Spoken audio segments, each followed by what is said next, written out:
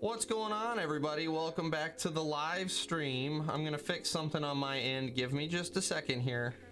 Otherwise, I'm gonna have Dozer Dennis, who is on. As you can see, we have Dozer Dennis with us tonight. And if I don't change this, I'm gonna hear an echo on my end. Okay, we're good. What's going on, Dennis? How you doing? Fantastic. Fantastic. Now that everything is here and it's working, and yeah. How was your week? It was busy. It was busy for sure. We had some fun. I was off for the week, so we had some eventful trips that we had planned. So yeah, everything went well. Awesome. So we got Andrew Ruggiero.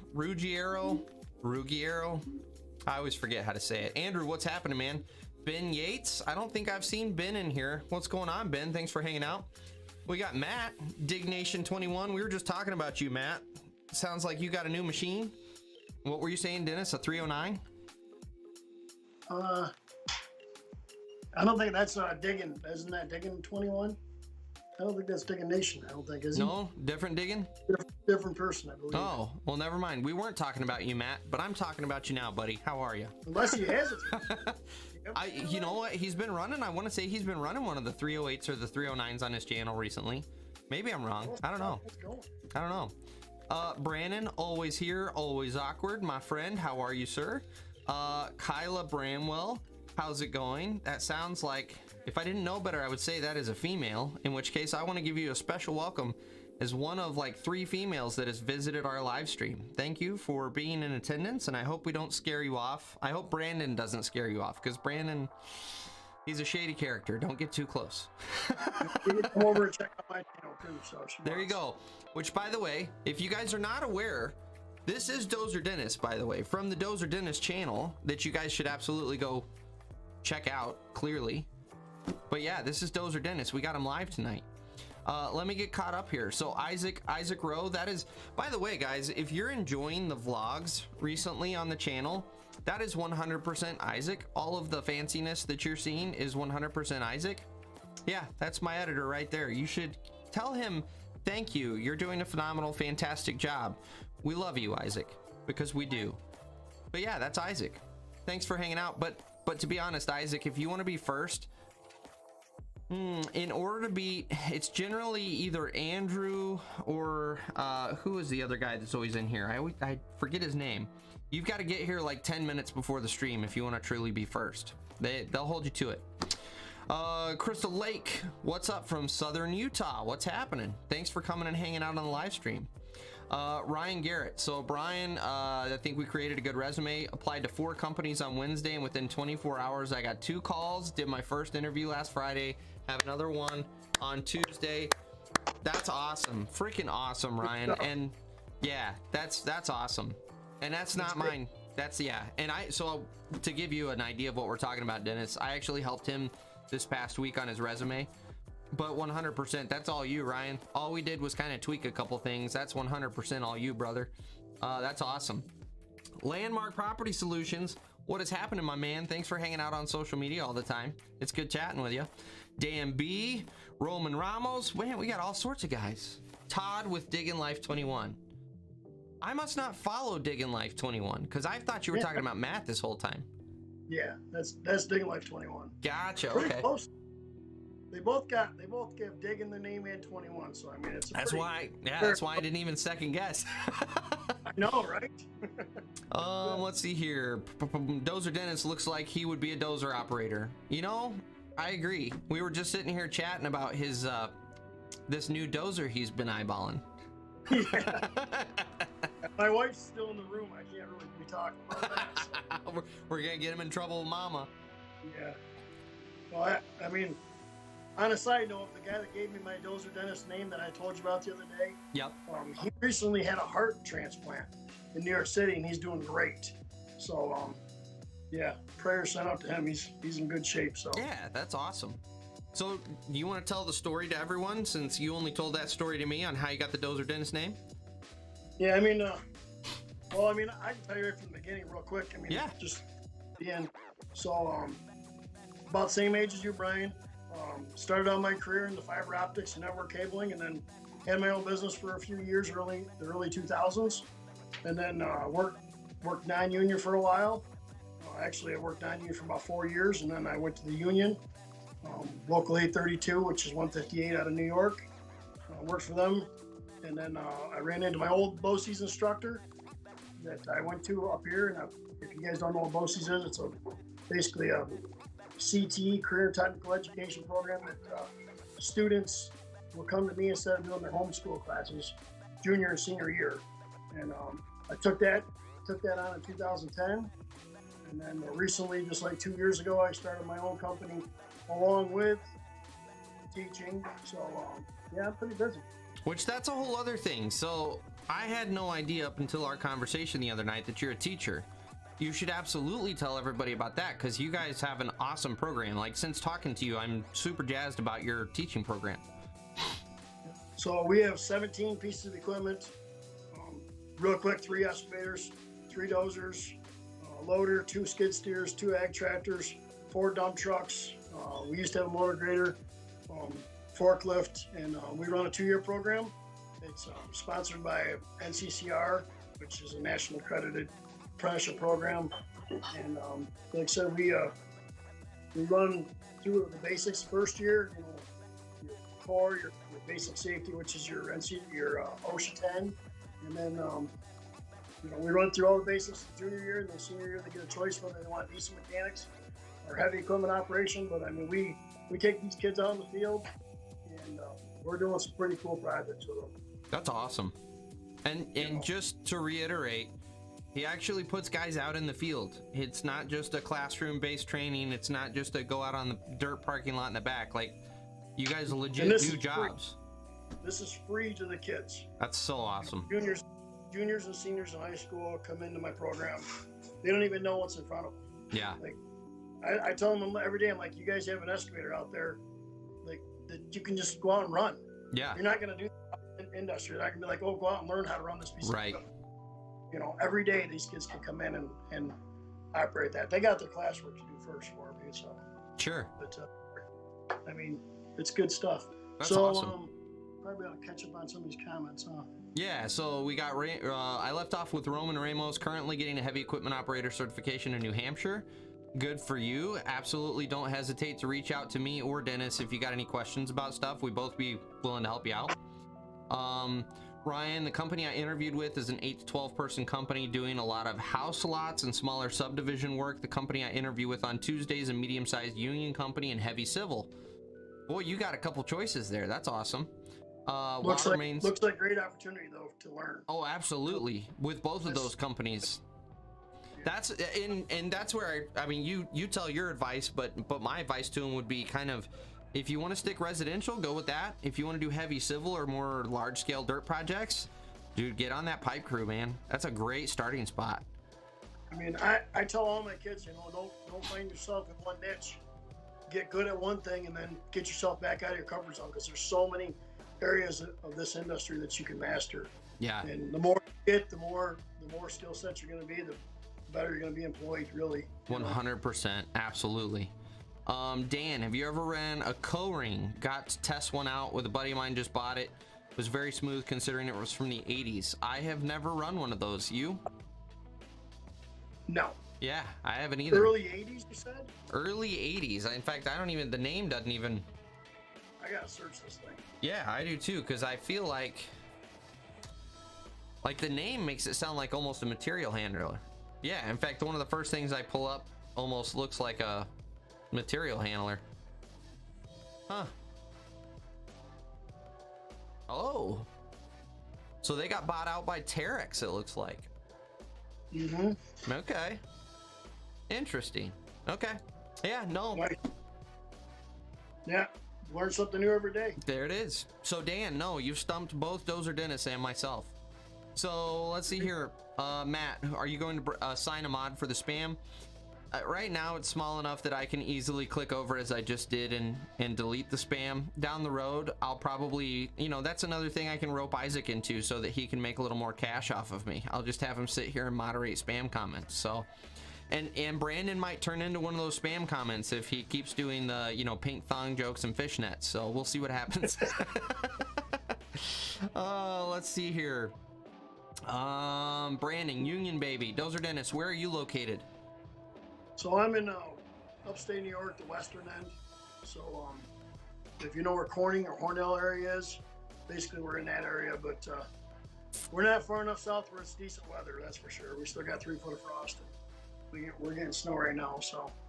Yeah, you guys are further north than we are. So we got up to like 37 today, and I want to say Wednesday of this week we're supposed to be up to 50, and then we're in that time of year where we just bounce all over in the temperatures. But at least we're hitting the 50s. I'm dying. I want to get out there. It's rough, man. So one of the things I'm involved in right now that just popped up this last week, there's a possibility I might be doing something at Con Expo next year, and they needed me to go film this little like promo segment for them so that I could prove I knew how to talk into a camera. And so I drug Isaac out there with me, and we both froze our nuts off for about an hour and a half filming this little fake skid steer walk around. And it was, I think it was 20 degrees out and windy, and we're trying to time it with the clouds so we can get the light right. And it's I hate wintertime. I hate it. Let's see here. Ryan, the small company matches union wages and has good benefits and a retirement fund plan. Dang. It sounds like I would fit in perfect at the small company, but I kind of want to experience the big equipment. You know, if that's where you want to go pursue it, because I can 100% say if you don't spend the time to get on the bigger machines and you kind of lock yourself into the smaller machines, it's going to be a regret forever. And you can always go back to a smaller company if it doesn't work out. But I also think it's really important people experience what it's like working for a big company, just because it is a totally different mindset than most of your smaller companies. Most of your smaller companies are going to work a little more regular hours. There's a little more flexibility there. With a bigger company, it's going to be like balls to the wall all the time. Go, go, go. And I think it's really good for everyone to experience that, even if you don't do that as a full-time rest of your career job. And then Brandon is saying the exact opposite. Even though Brandon isn't even technically, I'm just gonna call you out, Brandon. You're not even technically in the dirt industry. You work in a lumber mill. I mean, come on, man. Over here acting like he knows everything. Jesus, Brandon, Jesus. I can rag on Brandon. He knows I'm joking with him. Let's see here. Crystal Lake, I work for an engineering company testing soils, asphalt, and concrete for state and federal projects. I found your channel because I had a few questions, and your videos have been super helpful. Thank you. Thank you. I appreciate you watching. That's honestly why I put out all this content. And just out of curiosity, I'm totally going to hone myself out here. If you are interested in being on our podcast, Sweat and Grime, I would love to interview you about the whole testing process and how that happens behind the scenes, because we as dirt guys in the field see you guys come out and take samples, and then we have no idea what happens to them. So I think that would be really interesting conversation. So if you're interested on being on the podcast, shoot me an email or a message here, and I will follow up with you if you don't mind. Just out of curiosity, is she the one that's out there usually doing the compaction tests and stuff like that? Is that what it sounds like? That's, yeah, I don't know, because, yeah, that's a good question. Because she makes it sound like she's more on the testing side, and can't even talk, the testing side. And I don't know what your experience with those people is, but I'm always experienced with the interns are the one out there pounding all of the compaction density tests. So, yeah. So in my experience, I worked for a gravel pit, so we used to have to get proctors on item 4 and stuff like that, so we DOT state approved. So I'm wondering if that's more what she's doing, you know what I mean, is like those proctor tests and like the asphalt tests, and maybe your brakes on your concrete and stuff like that. I wonder. So sorry, I'm typing my email address in here for her. Very cool stuff though. It is. It's really that's another whole end of this industry that people don't even think of. Yes, absolutely. Yeah. So I just saw your response. What is your name, first of all, so I can stop referring to you as the Crystal Lake? And maybe it is Crystal, and I can just call you Crystal. But regardless, let me know what your name is. I just posted my email address in the chat. Shoot me an email, and I will absolutely follow up with you, most likely to be tomorrow, because we wrap up this around 9:00 p.m., and that's too late. It's, you know, I'm off the clock, so I'll hit you up tomorrow. But I would love to get you on the podcast and talk about that. So going back, let's see here. Boom. Where did we go? Ryan, tempted to start with the heavy civil company if I get a job offer just because I can put up with driving now, but in the future with a family want to step it back. That's a great plan, Ryan. In all honesty, that's a great plan. Go experience the long hours, the big push, and the big money, because when you're working those long hours, you're getting lots of overtime. Go experience that now as a young man while your body can handle it and you're not dying from lack of sleep and you don't have children. And then, like you said, once you kind of fire up the family, shift gears, you've done your time on the big stuff. Now it's kind of time to dial back. It's a perfect plan. Gage Willis. Gage Willis says, hello, Mr. Dennis. He was actually one of my old students. Oh, really? Yep, he actually got a scholarship through DDS company. Oh, that's awesome. I don't know if he's working or not. Let Gage post in the comments if you're working industry, if you're working for DDS or not. I know he went on to college and did some stuff, but good student, good kid. That's awesome. I should say young man now, so I mean. Oh yeah, so we're allowed to swear around him now, right?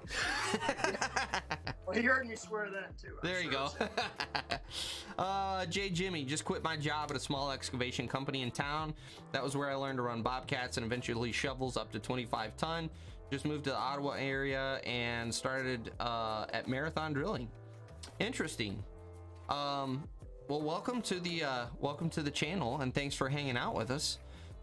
Brandon said he is from, I'm not even gonna try to pronounce that because I would say Oneida.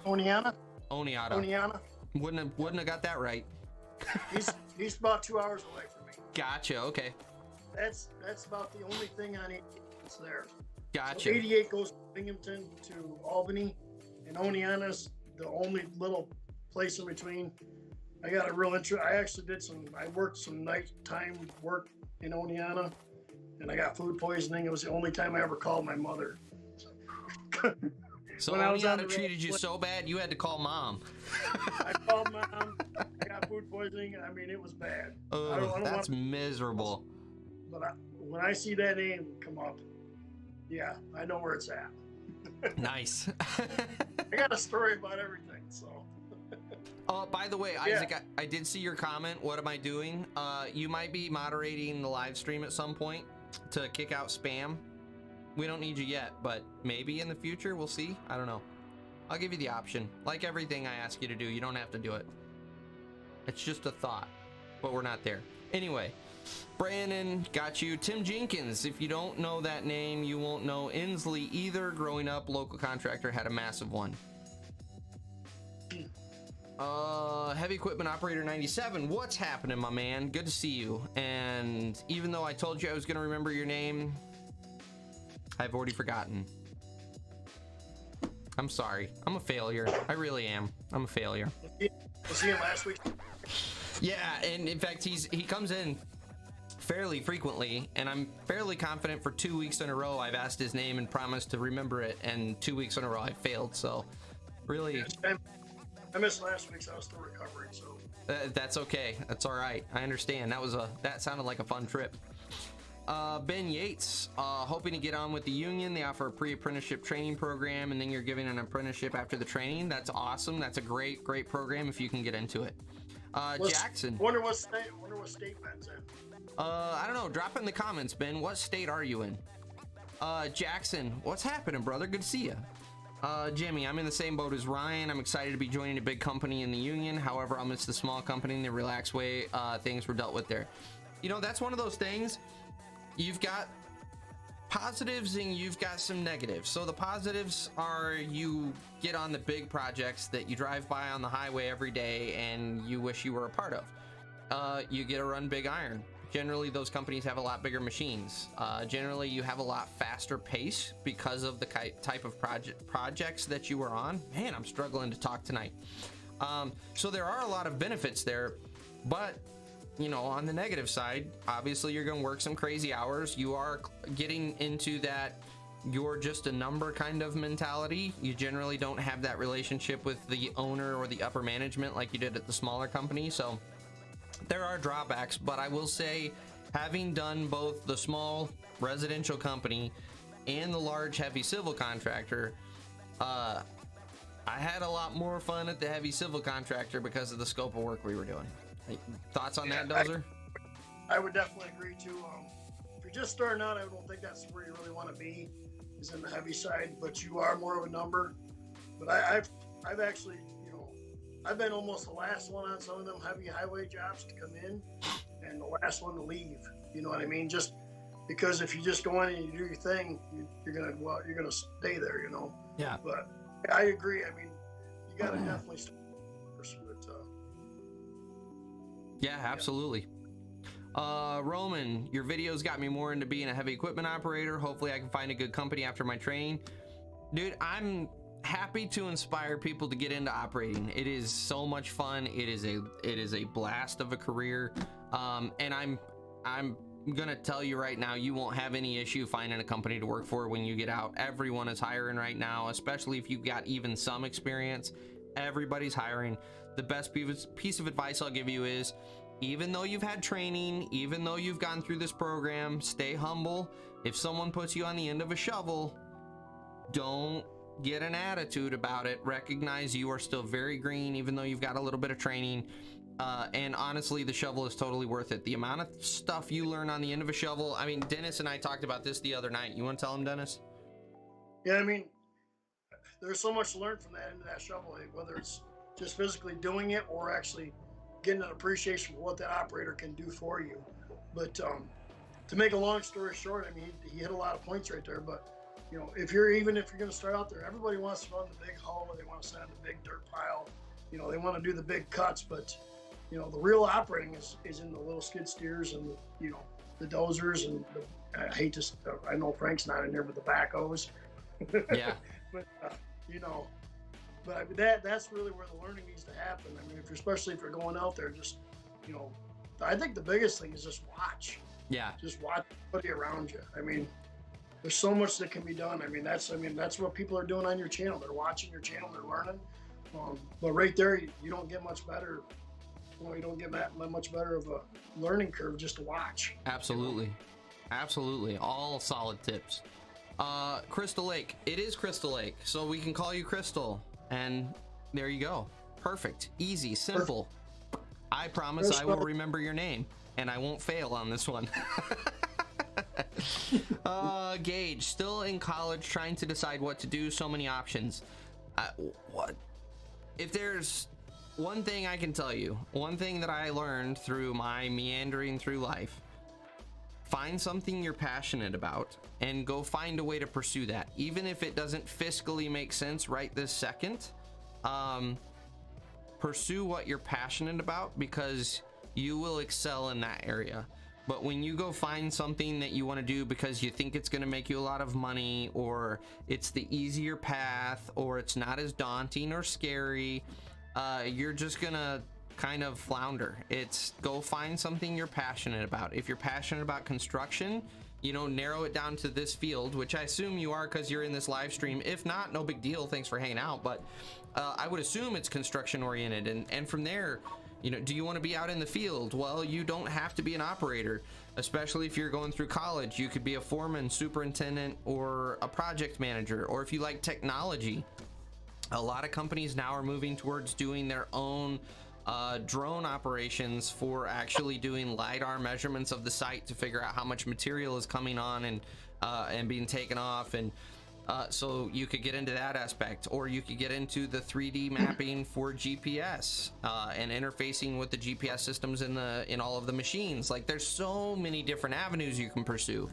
So find something that you really are passionate about and you have fun doing, and go pursue that. One thing on that, if he's in college, the laborers unions most of the time will pick you up. You can work all summer long. As soon as you get out of school, figure out what you want to do. There you go. I mean? Yeah, absolutely. Great option.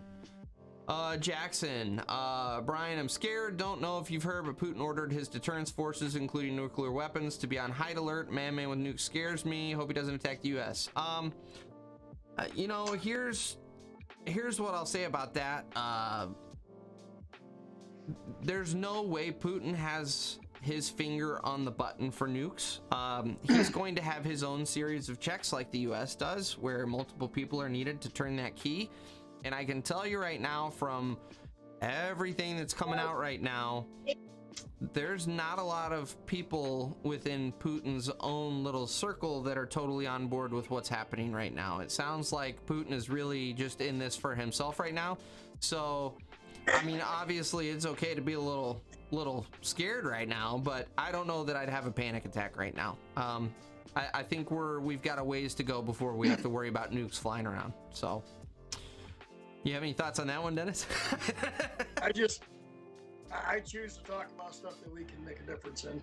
That's kind of where I'm at. Like, I ain't gonna have any impact on that one, so we'll just it is what it is. Don't be scared. I mean, it is scary stuff, believe me. So Brandon said he would drive 2 hours to meet you, Dennis. Now I am gonna warn you, you're gonna want to meet in a public place with lots of lighting. Ryan, just rewatched your video on clean. What's that? Yeah, I mean, I'm willing to meet anybody. So there you go, Brandon. You finally got your invitation. Snakes have to stay at home. Fair warning. We're gonna have to make you sign the disclaimer. Ryan, just rewatched your video on cleaning an excavator cab. Does the pledge leave any kind of residue on the joysticks that makes the joysticks slippery? Absolutely not. It's the best if bad. I do it on all my equipment now. Do you? It's odd. I love it because slippery isn't the right term, Ryan. It's got this like static charge to it, so it feels, man, it feels polished, if that makes sense. It's not slippery. It's not like an oily residue. It just feels smooth, if that makes sense. And it smells great. It smells amazing. Lemon scented. I mean, it's like brand new machine. If you can find it, they have orange scent. Oh, the orange is so good. It's so good. I picked that tip up from you. I didn't know that. I did it. I'm like, this guy knows his stuff. That's it. I've made it. You know what's funny? I sent that video to Pledge. And I was like, I'm pitching you guys to the heavy equipment world. And they were like, hey, thanks. Here's a $3 off coupon. I was like, seriously? Really? So I got one can of Pledge for free out of that whole thing. Contact. I'll give you some. They'll make their own Pledge. That's right. That's right. They're willing to sponsor anybody. Oh, go figure. Heavy equipment operator 97. His name is Ryan. That's right. Because we actually joked about that last time, that I should be able to remember it because it's yet another Ryan in here. I'm sorry, guys. Ben, he's from Ontario, Canada. You would ask that one, Dennis, where Ben Yates was from. Mm-hmm. He's from Ontario, Canada. I didn't know the international engineers went that. Like, there's a union, like an operating engineers in Canada too. Oh yeah, it is international. Like, they're overseas, they're all over. Yeah, I guess yeah, they didn't just make it up. They're legit international, which I was not kinda, like I'm gonna go to Canada and run a piece of equipment, but there you go. I remember there's a little story there if you want to tell it. We're not gonna talk about that. We're not gonna talk about that. So. Oh, Raider Nagel. Even though I want to be on the other side of the cab as a laborer, I still enjoy your content. Maybe eventually I can get into the cab. I mean, honestly, if that's your passion, Raider, if that's your goal, go do it, man. I don't know if you're in the union or not. If you're not in the union, it's a heck of a lot easier because no one's gonna bitch if you get in a cab. I'm gonna tell you this. I mean, I hate to jump in and interrupt you. No, go for it. Go for it. I've had the pleasure to work with a lot of good laborers. Some of the guys were retired out of the laborers union. Our area, the laborers union, is probably the best retirement there is going because so many people get in and get out. Their pensions and stuff are better than anybody's out there. And I'll tell you, when you treat those good laborers that have been around a long time, you treat them with more respect than you do a good operator any day. Yeah. Because they know what needs to happen. Yeah. You know? Well, and I will say they're not mutually exclusive. You can still, in fact, my old foreman was in the operators and the laborers. So basically he was paying his laborers dues, but he was working as an operator, and all of his working dues were being paid out of the operator side of it. And so you don't have to give up your laborer's retirement and everything and move into the operators. You can be a part of both. Especially vested. Especially if he's vested. 100%. Absolutely. You don't want to give that up. Thanks for laboring, man. We need you out there. Absolutely. Really ton of respect for laborers. 100%. Connor, the pace in bigger company is definitely based on production, whereas a small company it's based on production but not driven as much. Yeah, it's you're still about production, but it's not like the center and focus in a smaller company. There's a lot more of kind of the boss wants to take off a little early, so we'll take off a little early, versus on these big jobs. And it also, once you cross over into like the heavy civil side, it's a whole different game. Because with traditional smaller jobs like a residential job, I'm working for a builder, and a builder's, you know, he's up my ass that he wants this done by a certain time, but at the same time, if it's not done and it ends up getting pushed by a week, what are you going to do? Versus on the heavy civil side, you're now locked into a really expensive contract that has really expensive penalties if you don't hit your deadlines, and it's got really lucrative bonuses if you finish early. So the motivation is totally different when you step onto the heavy civil side. And so that's why there is, like, you don't have the play around factor on the heavy civil side that you do on the residential side, or at least the small commercial project side, because of how those contracts are written. To add to that, I worked for contractors before you come out, and if you're doing under drain and you don't do 1,500 feet that day, they get you out of the seat, they put the next guy in the seat, and they just don't have time. If you don't do, so many feet of box out a day, if you're not prepping for curb so many feet a day, you don't meet their numbers, they'll put somebody in the seat that will. Absolutely. That's the mentality that's in the heavy side, you know what I mean? Well, on some of these projects, you're talking about, $250,000 bonuses if you can get done by this date instead of this date. So, it's a big boys game in the heavy civil side. It's you're playing with really big dollar amounts, and no one wants to be responsible for not getting the big dollars, and heaven forbid, paying big dollars because you didn't hit a deadline. Ryan, union company I've been talking to has 50 laborers and operators, so it's big enough that they get some bigger projects, but it still seems fairly tight knit. That, in my opinion, is the perfect company to work for. There's still enough of a relationship with the owners that you're not just a number. But like you said, you get on those bigger projects, you can run some of the bigger iron, you can prove yourself. And now, because you've got that relationship with upper management and the owners, you've got a phenomenal opportunity for rising up through the ranks of the company, becoming a superintendent, becoming a project manager down the road. Honestly, Ryan, I would say if I were in your shoes, I would absolutely head for the heavy civil company. But between what you've already said you want to do, excuse me, and the opportunity that's in front of you with the heavy civil company, that sounds like a great opportunity, man. Chris, as a civil engineer, your videos are super helpful. Chris, you should also come on our podcast called Sweat and Grime and talk to us as a civil engineer, because our podcast is geared toward the guys on the front lines, and we don't ever get to see what happens on your side of the table. I think it would be extremely insightful to kind of pick your brain on what you do, and you can kind of help us like my channel's helping you. I would love to chat with you. So if you are open to it, if you scroll up in the comments, you know what? I'll just drop it again, because why not? Shoot me an email. Sorry, I can't type and talk at the same time. I'm not a female. I can't multitask. So give me just a second. dieselandironproductions.com. There it is. Shoot me an email if you want to be on the podcast, and we will try to get you scheduled if you're interested.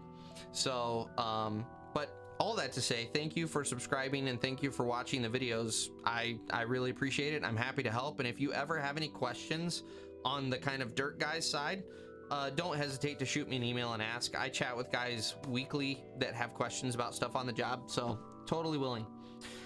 Crystal, testing comes down to communication and building rapport with not only the bosses but crews on site, and understanding the material and not just failing people but actually working with them to win. I learned that one on the airport projects that I was a part of back in the day. Ooh, 100%, baby. We were shooting for 90. I think it was 98.5% compaction. Which, if any of you guys aren't familiar with the way compaction works, most of your road jobs, you only have to get like 95% compaction. And it's really easy. So what happens is you run your roller over. It's, if you can imagine a graph. In fact, I'll do it this way for the camera because it's backwards. So if you imagine a graph, compaction goes really fast and then it's totally flat. So yeah, You gotta have the roller running. exactly. Dennis knows exactly how it is. So you do 2 passes back and forth with your roller, boom, 95% compaction all day long. It'll take you another 4.5 hours to get the extra 3% of compaction that you need. And it's water truck all over, and God, it's so brutal. Go 2 days before. Yes. 2 Oh. days that worked out. I mean, just static rolling. You couldn't vibrate it anymore because you were beating the material into pieces. Yeah, you break down the material, and that's what most people don't understand too, is you can only vibrate the material so much before the material starts to break down, and then you actually start losing compaction because of the way the newt gauge, the density gauge, reads. And so, like Dennis said, like, you can only roll so much with the vibrator on, and then you're just dead rolling the rest. And it is hours upon hours of rolling this to get to that 98.5%. I tell my kids in my classes this. I say, Gage is in there. He'll tell you the same thing. The roller man is the most important guy on the job. When you're doing a cut and fill job, he's the one that's going to be the last one there. He's going to seal everything up at the end of the day. He's going to make the compactions happen. But I told him, just like anything else, especially if you're working with dirt, you take a bowl of cereal and you just take your spoon and you start slapping that thing. You know, you slap it hard enough, guess what you got? You got soggy cereal. That's a great analogy. Great analogy. You got the milk right to the top, and you got junk. Well, and not only that, so take your cereal, but not with milk in the bowl. You start smacking the cereal, and you're gonna start packing it down. But if you keep doing it, yeah, it busts down and it turns into powder. And that's exactly what happens with the material on the job. So all that to say, 100% what Crystal was saying, I developed a very good relationship with my density guys, and I could pop off that roller, and if, like, we'd hunt and peck for a couple spots where we thought our odds were the best of getting that 98.5%, because we all recognized the technique I'm using is the same over this whole area. If we can get it over here, everything's compacted the same amount. So yes, it is all about the relationship, and that's why I always tell guys, be nice to your density tester. You buy him pizza at lunch, and you ask how his family is, and you make sure you have a very good relationship. Include him in your break time. You know, they're a part of your team. They really are, and yeah, they really are. They come in. They're not the bad guy. They're doing their job. Not at all. Yeah. There are assholes out there. Or girl, I should say. That's true. That's true.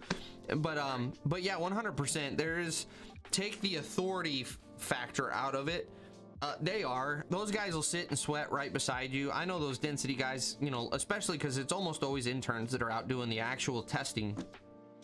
They're out there pounding that stake into the ground 100 times a day. And then they got to go and, you know, heaven forbid the material change, and they got to go back and do a new proctor. Like, that's a ton of work for them. Like, they're out there sweating their ass off, hustling beside you. They are part of the team. It's good to get them on your side too, because I mean, I've been on some jobs before where you got some pipe or stuff that's close to the surface, and if they snap a test and you're close to that number 2 stone, guess what? You're failing. You know what I mean? Yep. So you really got to kind of pick where you're gonna test. Yeah. Just, I mean, you hit it around the head. You're doing everything the same across the board. It's just, you know, where the number's gonna line up. Yeah. So yeah. So like I said, that's a whole side of this. It is. It absolutely is. It absolutely is. Which is why I'm excited to have Crystal on the podcast. Jackson, I will answer this question even though it's still about Russia, but I feel like this one's one that we can actually answer and have an opinion on. Will the sanctions on Russia affect the hard trades across the board? And I wonder if the price of diesel will go up. Gas prices have already gone up. So here's my thoughts on on just kind of the situation overall and how it's going to impact things. We're going to see a slow up in the trades across the board, just because anytime there's any instability in the market whatsoever, people get nervous and they immediately cut all discretionary spending, which is spending they don't need. And for us in the trades, because we are mostly doing new construction stuff, we're sprucing things up at houses, or we're sprucing things up for the state projects, or we're building new construction, everyone's going to put those projects on pause. So my guess is for the next 30 to 60 days, we're going to see a pretty substantial slow up. Not a canceling of everything, you know, as far as new projects are going, but there's going to be a pretty substantial slow up. In fact, Rick and I have already had a couple projects call and say, hey, we're going to wait, we're going to see what happens. That's totally natural. No one needs to go into a panic. It's not the economy crashing down. It's just everyone wants to hold on to their money whenever there's uncertainty. And then what's going to happen is, when everyone kind of sees that everything's going to be okay in the next 30 to 60 days, everyone's going to say, okay, well, I guess we can go ahead and get the backyard done after all, or okay, we can go ahead and upgrade this highway project, or whatever we're going to do. So that's kind of my preliminary guess, is that we're going to see things kind of slow a little bit for a while here. Gas prices are going to go up. That's just a fact. One of the things Russia was supplying to Europe was petroleum, and because of all of the sanctions and everything, that has been cut off hard, which means we're sharing all of our petroleum resources with Europe now. So yes, we're going to see gas prices go up. That's not really news though, because we were all kind of expecting that anyway over the summer. But it is something that we all need to be aware of and we need to kind of take into account. But again, the market's gonna slowly come back. It's just we're right on the front end of this whole thing, and everyone goes into a little bit of a panic. You're already seeing people buy a bunch of stuff that they don't need because, oh, there's gonna be a run on everything. Just let it play out, and everyone's gonna calm back down here in about 60 days, and we should be fine. That's my educated guess. So, anything you want to add to that, Dennis? The biggest one that's gonna affect me is fuel. Yeah, fuel's gonna be rough. Especially for the small residential companies and stuff. That's going to be that's going to get passed on to the customer a little bit, and that's going to be part of it. I mean, it is what it is. You see it at the pump. I mean, I'm going to see it at the pump. My little residential business, I mean, I hate to do it, but I'm going to have to increase a little bit here and there just to cover, because, I mean, I can't. I mean, when I started 2 years ago, I was buying off-road diesel fuel for, it was like $189. Oh, wow. Here, yeah, through this supplier I have here. You're taking me back to high school prices. $150 a gallon for this company I go through, you know. And they called me the other day before this all happened. They're like, "Hey, do you want to pre-purchase your fuel for this year? Now?" I'm like, "Do I have to write a check right this second?" Yeah, it's gonna be interesting to see, but you know, over time everything will calm back down. Yes.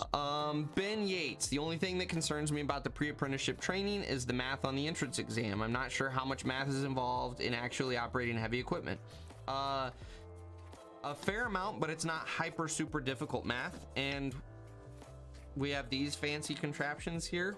So I will say, unless you absolutely struggle with math, the math shouldn't be that big of a deal. It's nothing that's gonna, you know, we're not talking about taking the square root of -1. We're not doing anything crazy on these exams. They basically want to know, do you know basic arithmetic, addition, subtraction, multiplication, division? To answer your question about how often you use it, you actually use math all the time. So if I'm reading on a print, I've got an elevation of 105.25 feet, and my basement is set at 97.65 feet. You've got to be able to take the difference there and figure out what your cut is, and then you've got to be able to take whatever you're reading on your grade rod is and add that to it and figure out where you need to be on your grade rod to set your depth. What's that? 2.45. Did you just do that math in your head? Oh, I 100% would have pulled. I got a piece of paper here. Okay, I was gonna say, I was like, dang. Wow, Dennis is a genius. No, I just wrote the numbers down right here real quick. Yeah, there you go. So Dennis, but in all honesty, like Dennis is proving a perfect example of it is straightforward enough that once you do it enough, he's able to write those numbers down real quick and do the mental math just because you're used to it. You do it every day. That's how much we use math. You will use math. But at the same time, if you struggle with that, you know, like I said, it's not as fast as Dennis, but you've got your calculator. You can pull that out. You can run the numbers. As long as you understand the concepts of what's happening and you can get there accurately, that's what we're shooting for on the job. But you do use, man, if you're doing pipe work, you're constantly going off of invert elevations. If you're doing basements, you're doing cut elevations based off of a benchmark. If we're talking slopes, you've got to be able to calculate slopes. If I tell you it's going to be a 4-to-1 over a 20-foot run, you know, how are you going to set your angle and everything? Right here. That's right. Exactly. Yeah. My wallet to the other side of my body. That's right. Roughly right there. So you are going to use math a fair amount. It's another one, squaring up a hole. If you guys don't remember Pythagoras from high school, you're going to use the snot out of Pythagoras in this field, because that's how you square a hole. That's how you make sure everything's where it needs to be. So there is math involved, but it's not this big bad scary thing. It's all very straightforward. I do have some videos, by the way, on my channel here talking about how to calculate grades off of grade rods. I'm gonna write a note for myself right now to make one about Pythagorean's theorem and how that works, because I still don't have a video about that. So we're gonna record one. Include the 3.345 in there. Yeah. Yeah, like I said, I actually have a video on my channel about how to square up a building. But oh, there you go. So go check out Dennis. In fact, Dennis, if you got a second, if you got the ability to, drop a link to that video down in the comments. No way. Okay. I don't have the ability to do that. Right? Okay. Fair enough. Fair enough. Yeah. But no, like I said, I mean, the numbers are key in, you know, learning how to do this stuff. I mean, we have an integrated math class right in my curriculum, and the junior year is kind of like already set forth, but the senior year, it's all applied. And I legitimately spend one whole class period on just how to read a rod. Yeah.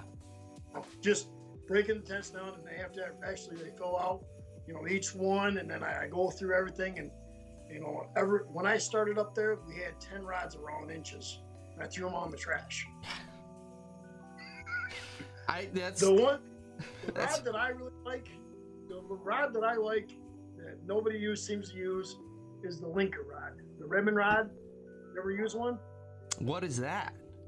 It's a ribbon that you lock in. You can set your benchmark. Oh yeah. All our grade checkers use those. Light that thing up and down, all over, whatever. You know, I love that rod. People are scared to death of that thing. So I've never been trained on one of those, but I could tell just from watching my grade checkers and understanding the basic concept of how it worked. Why the F does everyone not have one of those? They are so fast. The problem with it is they've got a minimum amount of height that you can run it. That's true. Run a pipe, it's not much good unless you can put the laser down in the hole. Yeah. You know. But I mean, on that pipe thing, I mean, probably the most fun I had in industry. I had my cousin. He was my laborer.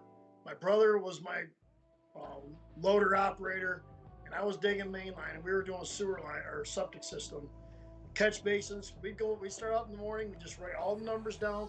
We'd come to the hole, boom, boom. He'd set the hole. I'd turn around, grab the catch basin, swing it in the hole, boom. You know, I mean, when you get with a good crew and you're doing that stuff, it is fun. And you know as well as I do. Yes. At the end of the day, you're like, holy crap, we just pounded a lot of pipe in. Yes, that's one thing I continue to say through all of my time on YouTube. That's been consistent, is when you get on a good pipe crew that works well together and knows what they're doing, that is the most fun you're going to have in this industry. It's a blast. Yeah, everybody has a good time. Everybody knows their spot. Everyone can read each other. Everyone's 3 steps ahead, so everything's just humming along. Oh, it's fun. And then when you go back to grade and they're saying, oh yeah, you need a 1-foot riser on, you put that thing on there and it's setting right on grade. Yeah. You're like, that's when you know you did your shit right. Yep, absolutely. Man, you're making me want to go do pipe work again. Now the most pipe I do is like some sewer systems. I know. We got a job potentially this summer that's going to be, I don't know, probably 800 feet of storm, and I'm like, it's still storm pipe though. We get to set some catch basins and pipe. Yeah. These chamber systems are kicking off big time too. So. Yeah, that's true. That's true. Yeah. I like doing these chamber systems. They're good. Yeah, they are good. Raider is a union brickie in the Chicagoland area. Worked 4 months last year because of no work. I'm trying to get into the dirt. Come and join us, man. We need operators and laborers. Whatever you want to be, we need them bad. Andrew, I like the whole pre-apprenticeship concept, but I personally would rather put in an application with the Branch Davidians. There you go. Andrew's not a fan of the whole apprenticeship thing, apparently. Gage, sorry, I had to take a drink of my delicious martini my wife prepared for me. You guys missed it because I ate them beforehand, but Dennis got to watch me eat my little olives that my wife, she even garnished it with the olives. It was beautiful. It was delicious. Anyway, Gage, I want to try utility work. That is what I want to do, not so much into the construction side. Probably move out of New York, so I want to start small before I settle down somewhere and go big. So Gage, what I'll tell you with utility work is that is not one of the most exhilarating areas of the industry. If you like it, by all means, go pursue that. But most of those utility contractors, it is boring as snot to work for because they don't have the fast pace that you see on like the civil side. There's a lot of stand around time. There's a lot of, this is a job that 2 people could have done, but we have 4 standing around on it. So just be aware of that. If that's your pace of life and that's what you enjoy, by all means, don't let me deter you. That kid should be an engineer. He's brilliant. Like there you go. He's probably one of the smartest kids I've ever had come through my program. Like, he needs to be crunching numbers somewhere to make big money. Like, seriously. He's really smart. Become a project manager. That's a great place to make some serious cash. And you need to be able to crunch the numbers as a project engineer or a project manager. Go do that, man. He knows the equipment side now. If he goes out of state, maybe go to south somewhere. Somebody's gonna gobble him up. He's gonna be up there quick. Don't go too far south, because wages, the further south, it's like a graph. The further south, the further the wages go down. You try to stay north of like West Virginia. Where can I find the podcast?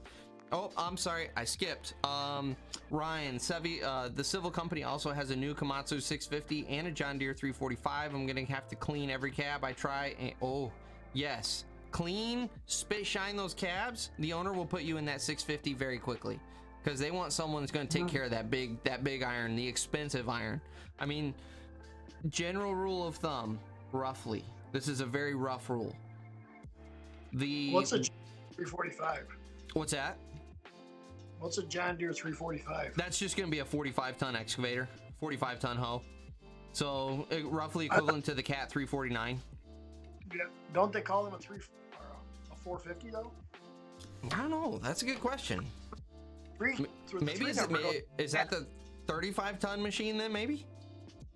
The 3 usually goes with the Cats. Yeah, that's true. Maybe I'm wrong on that one. Yeah, maybe I'm wrong. I know the Komatsu 650, that's a 65-ton machine. That's how they run their numbers. So, yeah, that's a fun. Those are some big hoes. Those are big hoes. But yeah, so general rule of thumb is roughly, and I say roughly, the weight class of the machine is the price tag on the machine. So that Komatsu 650 was all of 700 grand. So they're going to want to put someone in that hoe that's going to take care of it. So I'm writing that down because I actually do a whole lesson on identification of excavators. Yep. And dozers, and like we'll ride around and I'll just point to one on the side of the road, be like, what size is that? What is it? You know what I mean? And because that's really a skill you should know as an operator. It is. You'll be able to drive down the road and be like, oh, that's 200. Yeah. And I actually have, if anybody's out there and they ever do a purpose game, I actually have a purpose game that has all the excavators on it. And like you have to like identify them, which one's which, how many tons. That's a great idea. I never took the money with it, though. That's a good one. I'm gonna add that. I'm writing that down right You here. know, and the manufacturers make that game even harder, because I know Deere has changed their nomenclature at some point. I know Cat, especially with their Dozer lineup, just totally changed it all up, so it's confusing the F out of everybody. Oh my gosh. Anyway, so getting back to Ryan's question, where can I find the podcast? That is a great question. I know Jackson already answered it, but I'm going to answer it for everybody in here. If you guys don't listen to Sweat and Grime, go to Spotify, Apple iTunes, any podcasting platform out there. You can literally go to the Apple store, or you can go to your Google Play Store, do a search for a podcasting app. There's a ton of free ones out there. You download the podcast app, you search for Sweat and Grime, boom, there we are. You can subscribe to it so we show up every week. And there's your custom radio content delivered to you every Tuesday night at 7 p.m. And I feel like we do a decent job with it. I feel like we do. And our numbers, we're doubling every month on our numbers, so I feel like the audience is enjoying it. So for what it's worth, there you go. Andrew, Raider Nagel, let's see here. Shawn, Dozer, Ryan, I work for a 12-man company. Nice thing is I get to do everything. I went from laboring to driving to running my own jobs in 10 months. We got a 345, do never residential and small. There you go. That's the advantage of working for a smaller company, is you do get to do it all and you can move up quick. Let's see here. Chris, Pledge missed the boat on that one. They could have made a formula and sold it at Tractor Supply. It makes your tractor pick up whatever you got, look spiffy and ready to go. 100% Chris. If only someone would have picked up on the whole idea that I was giving them of go market this to the effing construction industry, because it works better than any other cab cleaner. I know I worked with guys that used to armor all the cab, and I'm like, armor all is like glue for dust. So yeah, it looks perfect for the first 2 minutes, and then you open your cab door as another loader runs by on the job site. There it is, all that dust glued to your cab. But Pledge, it's got that static layer, it repels the dust, it's incredible, and it doesn't leave everything all oily. That's what I hate about Armor All, it leaves everything oily. Let's see here. Alex, what happens at tryouts for union heavy equipment? I have no experience and made it to a tryout next week. That's a great question. I didn't even know they had tryouts. That's got to be something on the local scale.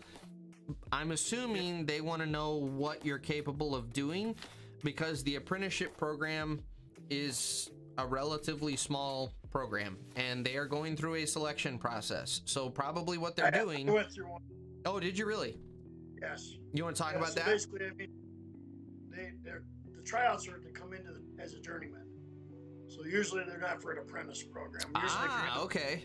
So usually the tryouts, I mean, and correct me if I'm wrong with what he's trying out for, but they're going to have a backhoe set up. You're going to dig a trench. You're going to have a skid steer probably there. They're going to show you moving around the pile a little bit. They might have an excavator there, bench loading a truck or something. They'll have a dozer. They'll tell you to strip, 6 inches of dirt off, push it down there, and push it back. And you know as well as I do, if you see anybody run a piece of equipment for any length of time, you know whether they got it or not. So that's all they're looking for. They're going to look for multifunction on the equipment. So you're not one lever and stuff. They're going to look for, some safety. And they're just going to look for, they're not going to want to see you slamming the buckets and all that stuff. You know what I mean? So that's the advice I can give them. So there you go. So I just want to take a moment so that you can appreciate what you've done for my live stream here, Dennis. So Frank is officially here, and the first thing out of his mouth is, "Hey, it's Dozer Dennis." Not, "Hey Brian, what's going on?" It's 3 lines down. He's like, "And hey Brian," but first he was like, "What's up, Dozer Dennis?" You know he would have an appreciation for that dozer I showed you earlier. I just love it. I love it that you've come on my live stream, and now I'm second seat here on my own live stream. you know if Frank's seen this dozer, him and I Frank would be all, yeah, there you go, Frank. There's the dozer we were looking at. That's the TD20, Frank. That's the next one I want. And Frank's response is, "I could tear that thing into 1,000,000 pieces in my barn and put it back together." I'll fly him out here. There you go. when I break the final drive out of the back. There you go. He'll probably like weld some new teeth on the back final drive, and I'll be back going. And now it's an The guy's 8-pound amazing. machine. Frank's amazing. We got nothing on Frank. Yeah, when it no, comes Frank is incredible. So welcome, Frank, and thanks for hanging out. I just love it. I love it that I am second chair now. Oh, let's see here. Beauregard Excavating, which I see you made it. We were chatting beforehand. He was asking how to find the live stream. I'm glad you made it. I feel like it'll just be like when COVID started, then work will pop. 100%. That's fully what I'm anticipating. This whole Ukraine thing to be is kind of like COVID take 2. We're gonna see a slow up for a little while, and then everything's gonna bust loose, and we're gonna be away for the season. Let's see here. I see you got your hands on an excavator. Oh, that's for Frank. Yeah, I did see that Frank got in a little excavator. seen that too. At this point, he's so entrenched. I don't think he's gonna go back on his backhoe. I don't think he can. I think it would, like, purely from a save face standpoint, he's got to stick with the backhoe.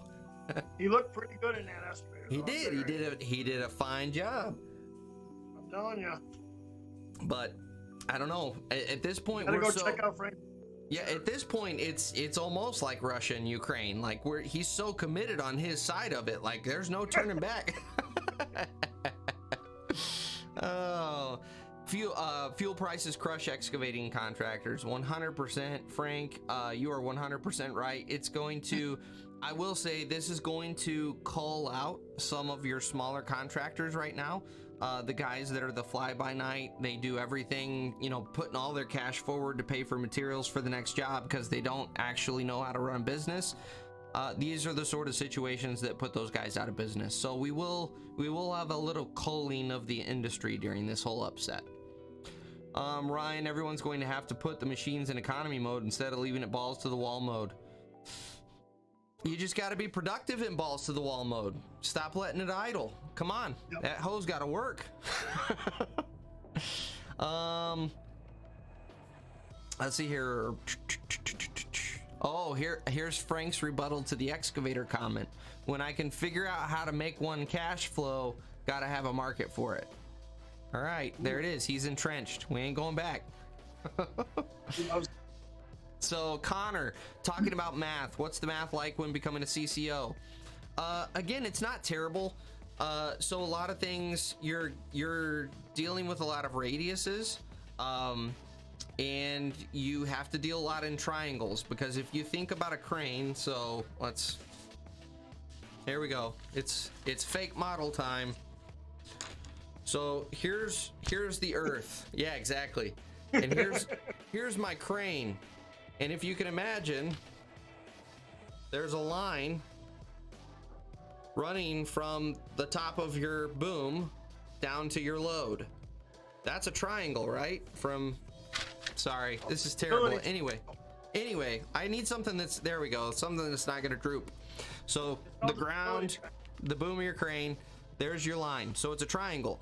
So you've basically got your boom as the hypotenuse of your triangle, and then you've got your line, and you've got your radius to the load. So you're going to be dealing with a lot of triangles. It's not scary. It's really not, guys. This is basic math with a few basic formulas. It is not hard. So don't let math scare you off of the CCO. It's very straightforward stuff. I am more than happy, by the way, to help you guys with any sort of math stuff. You don't have to just contact me when you have some huge decision about whether to go union or non-union, or whether I should go with a big company or a small company.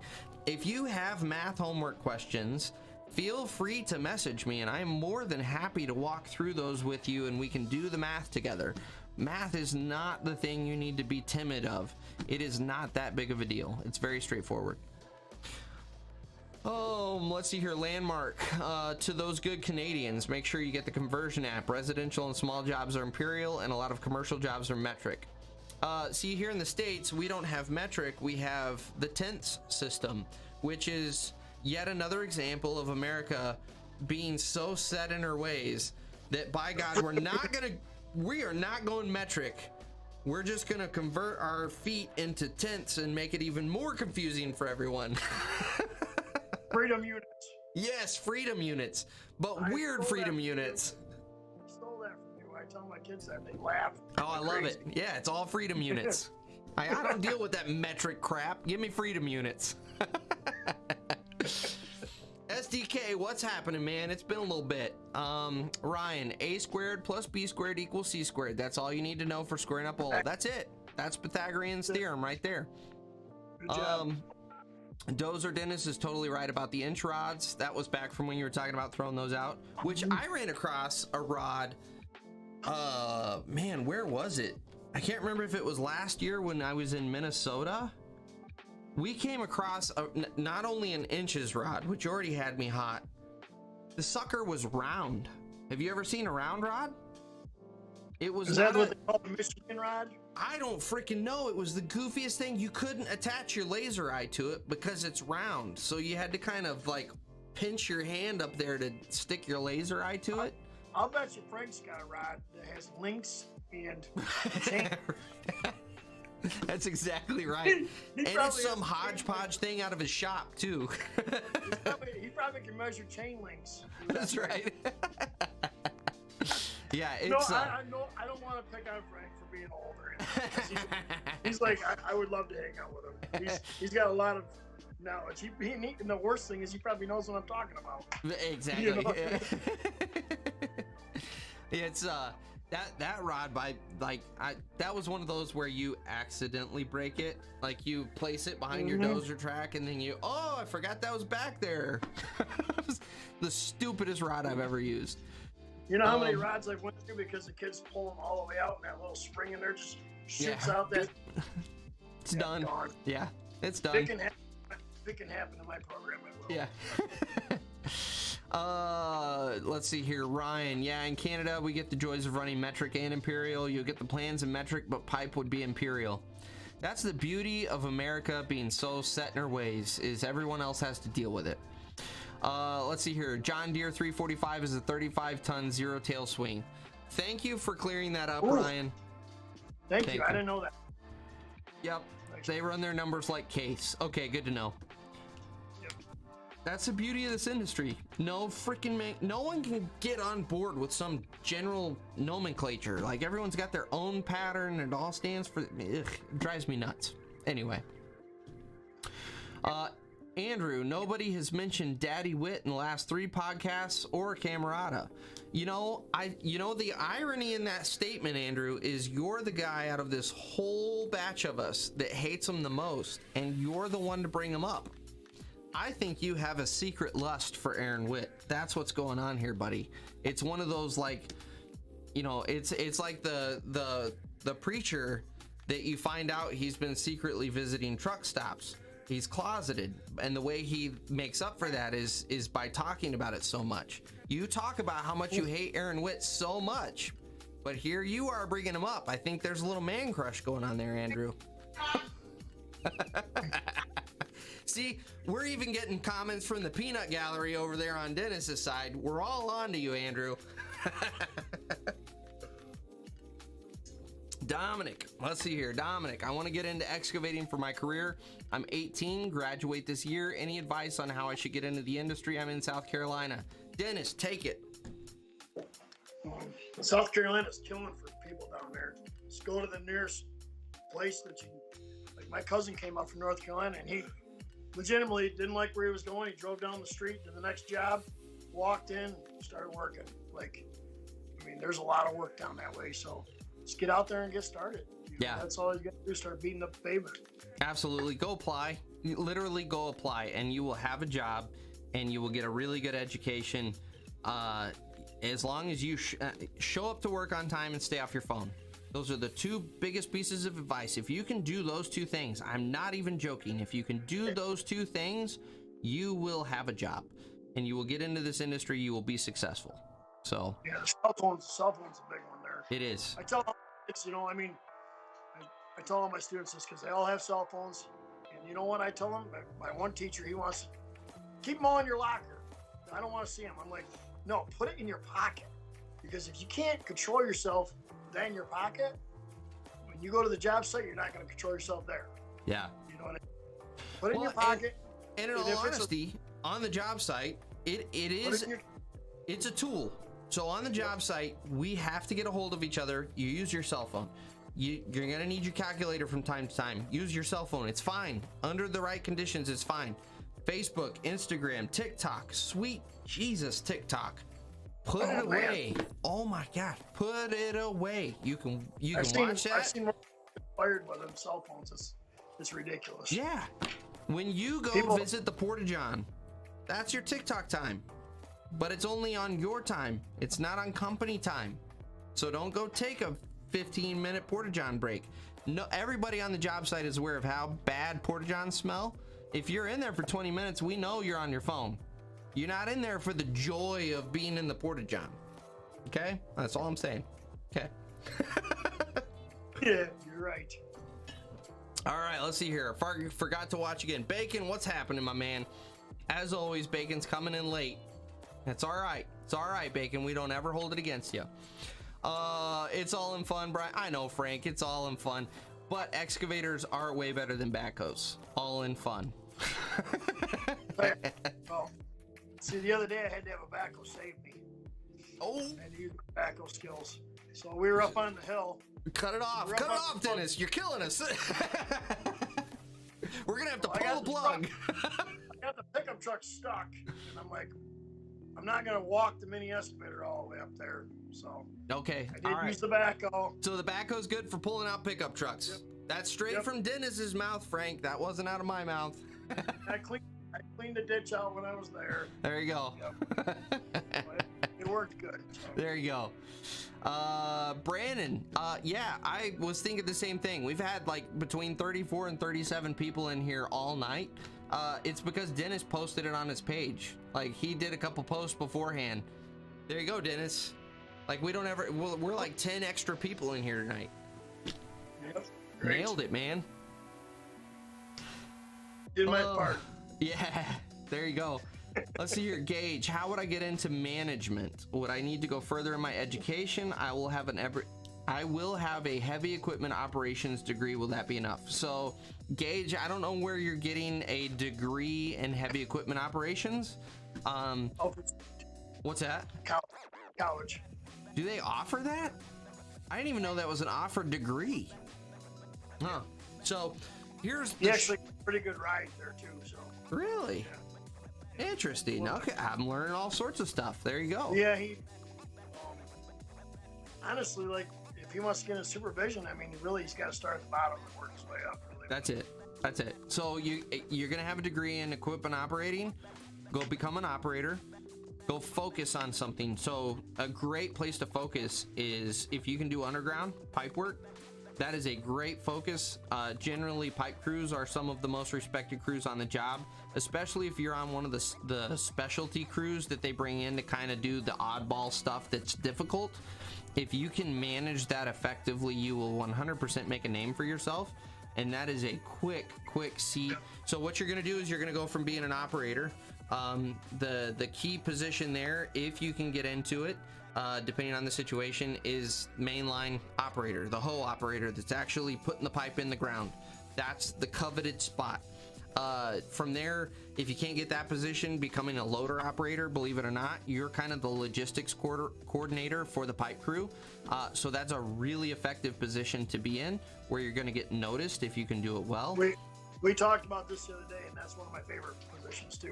Mine too. I love it. It is constant stress. Yeah, it is constant. Like your phone, I am 10 calls deep on my phone at any given time during the day because you are the logistics guy. You got a pipe truck that just came in that needs to be unloaded. You got 2 gravel trains with clear stone that need to be figured out where they need to dump so that they're not going to be in your way, but they're at the same time going to be close. Mm-hmm. You got more structures that need to be set so that you can stay ahead of your hoe operator.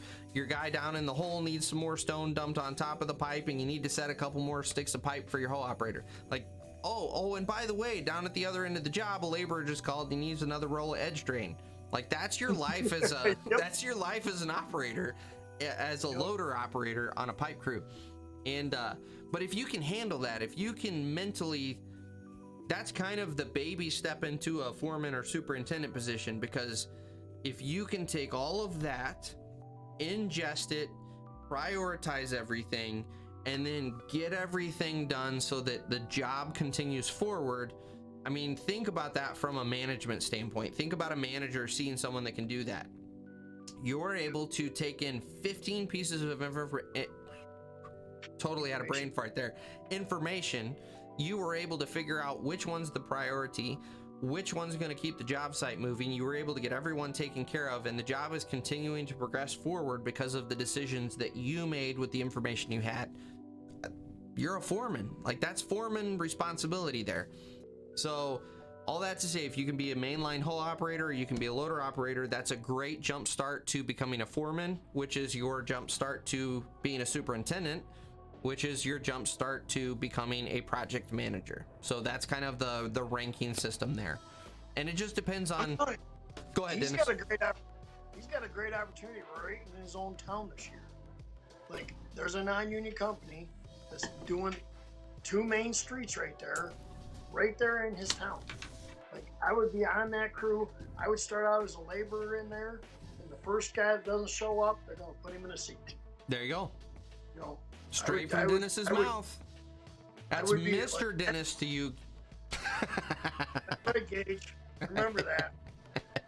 But yeah, like I said, I mean, get out there. That's all he's got to do is get out there.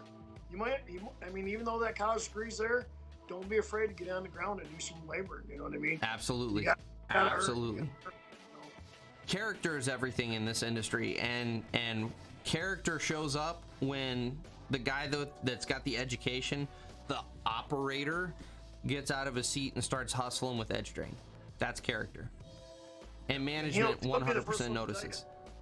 He'll be the first one to tell you, like, when we're out doing a project, I might run an excavator or whatever, but if there's laboring to do, I'm right there with them. Yeah. I won't ask some kids to do, or them students, or anybody on a job to do anything that I wouldn't do myself. Yeah. Period. You know what I mean? And that's what a leader does.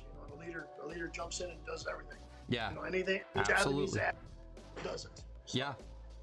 Landmark property. Metric is better than tenths, but bananas always wins. 100%. I'm 100. I want to get a grade rod. I need to figure out how to do it. I need to get a grade rod that is banana scale, so it's just measured in banana units. Yep. I want to start using that on all our jobs, and I'll just record. Oh, it's 4.5 bananas deep. Oh, let's see here. Oh, and then you got Frank. Cubits is my preferred method. He's going biblical with it. We're going cubits, man. That's awesome. Frank's top man on everything. I can't tell if Frank is digging a footer or building an ark. I'm not sure. He's one of those people we were talking about the other day, the toppers, isn't he? He's one of those toppers. That's it. Frank's a topper. Tops everything. Let's see here. Andrew, round rods are for surveyors. I did not know that. I wondered why there was a round rod. Yeah, surveyors, we all knew surveyors were a little off. That's all I'll say.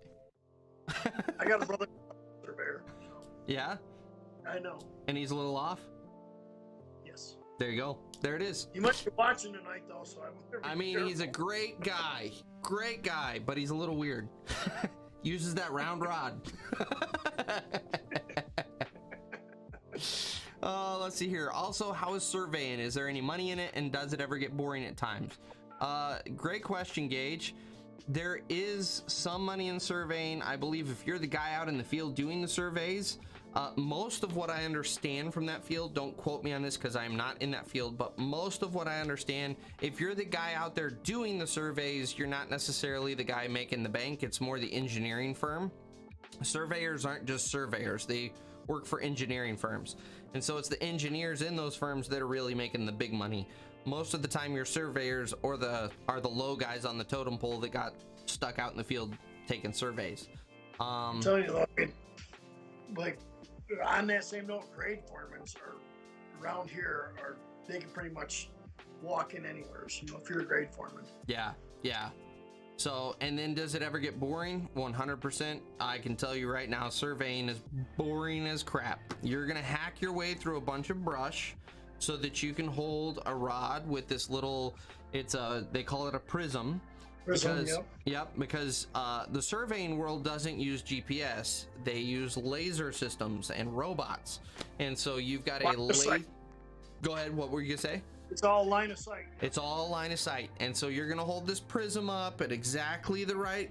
It's got to be perfectly level because that's how freaking accurate these things are. It's got to be perfectly level so that your guy can take his recording and his total station and he can input that, and then you get to march yourself across the job site and do that 1,000 more times. Yes, it's boring as sin. It's terrible.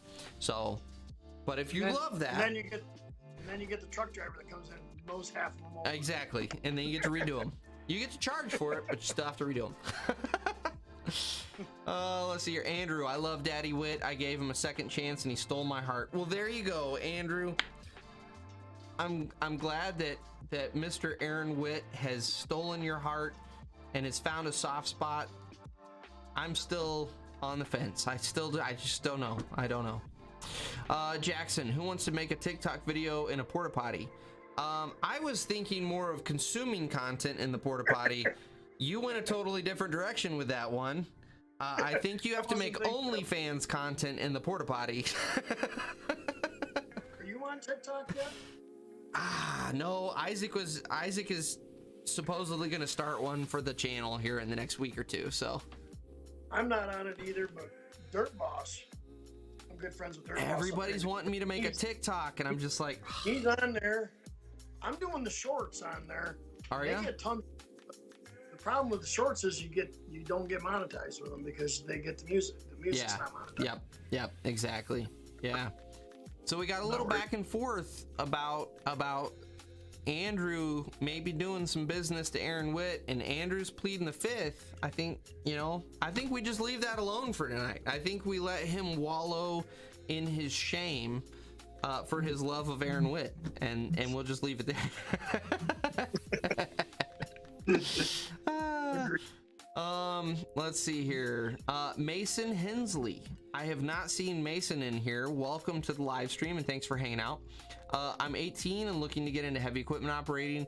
I want to work my way into the excavating industry. What are some tips you can offer for a beginner trying to work their way into excavating? Go for it, Dennis.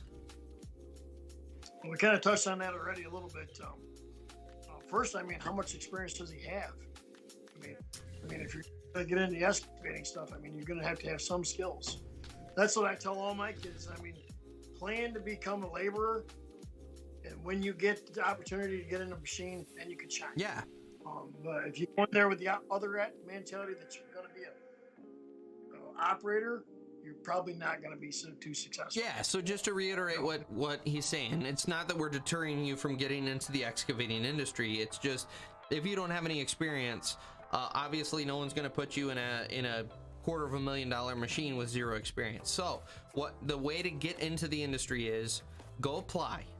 Just, you don't have to have experience. Go apply as a laborer, and then go be on the end of a shovel, and be okay with the fact that for the first year and a half, you're gonna be on the end of the shovel. But also recognize that it's not just being a bitch laborer, if you will. Like, that's where you get your education. Don't sit there and kick back on your shovel and pull your phone out of your pocket when you get some downtime.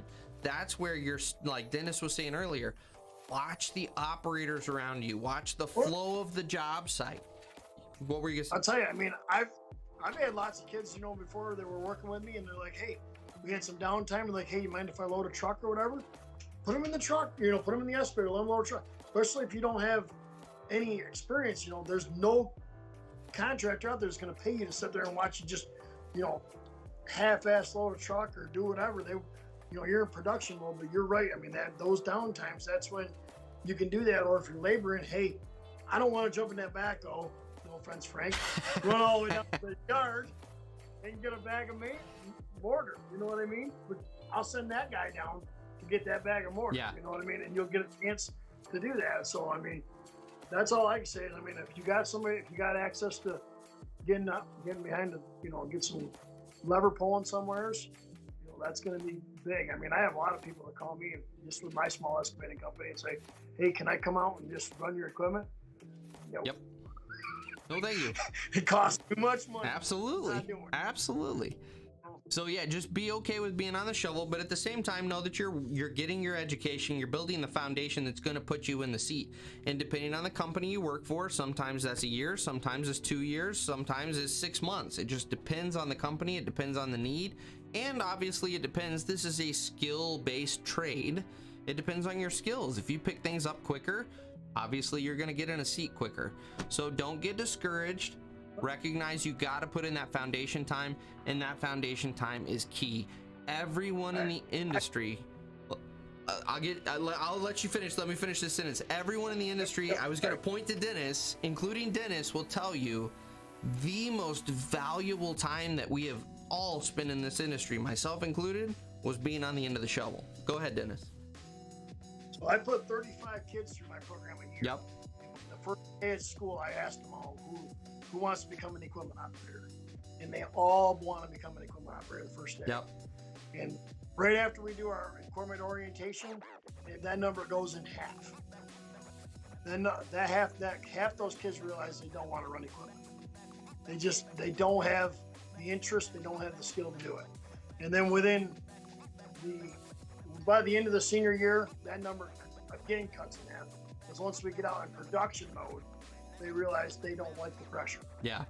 So, I mean, I would say out of 35 kids every year, I end up with about 8 kids at the end of that senior year that really want to run equipment. Yeah. Yep. You know, but I mean, by the time they're seniors, I put the pressure on them. You know what I mean? I put it on them, and they have to produce. Yeah. Yep. So. Flex paid. What trades you recommend getting into equipment the fastest? If you want to get into equipment the fastest, go hire in with a little dinky residential company. That's the fastest way. But still, you're gonna spend a bunch of time on the end of a shovel, because even so, let's take a skid steer. Mid-range skier. I don't even know what word I just said. A mid-range skid steer is a $60,000 machine. One of the bigger skid steers is going to run you about $100 grand. The 315 size excavator, or 316, depending on the nomenclature and what model year you're in, that's a $150,000 to $170,000 machine. You have to recognize, getting into this industry, these are really expensive toys. No one's going to just plop you in a seat and say go for it because it's your first day. You're going to have to spend some time on the end of a shovel. But if you work for a small residential company, those are the guys that are typically really looking for someone that can be a jack of all trades. Once you prove yourself on the shovel, within 6 to 8 months, there's a good chance you're going to start getting some time in the excavator loading a dump truck on a lot, because we need someone to load. You've got time. We're not in a huge time crunch. We're not in a big hurry. So run over there with the excavator and load the dump truck up. Be willing to get your CDL. Make sure you tell your employer that, because that's going to help you kind of work your way into being able to haul your own machine around, all of that stuff. So there are ways to get into the seat sooner, but still, it's all relative. You know, think about it this way. You're going to get your foundation being on the end of a shovel. If you rush through that and you only spend 3 or 4 months on a shovel, you're really shorting yourself. You think you're getting what you wanted because you get in the seat. Really, ultimately, you're shorting yourself on the education that you need that's going to benefit you down the road. So don't view it as, oh, this time sucks because I'm on the end of a shovel. This is our world's version of college. This is the blue collar college. And the more time you can spend getting that education, the better you're going to be down the road. The more money you're going to make down the road, the more capable you're going to be into getting into a foreman or a superintendent spot. If you want that nice shiny white truck that everyone covets on the job, and you only spent 2 or 3 months on a shovel, you're not going to have the skills to get in that white truck. You're going to have to work a lot harder. So don't view the shovel as a negative. Go ahead, Dennis. I got 2 ways if you want to get into the industry and run the equipment. I just penciled them down here that I just have examples from in the past. Gravel pits.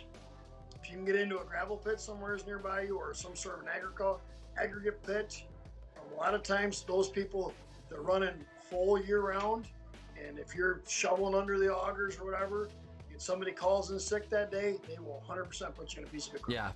Yeah. And the easiest way to do it, the best way, I send a lot of my kids to municipalities, townships, counties. Yep.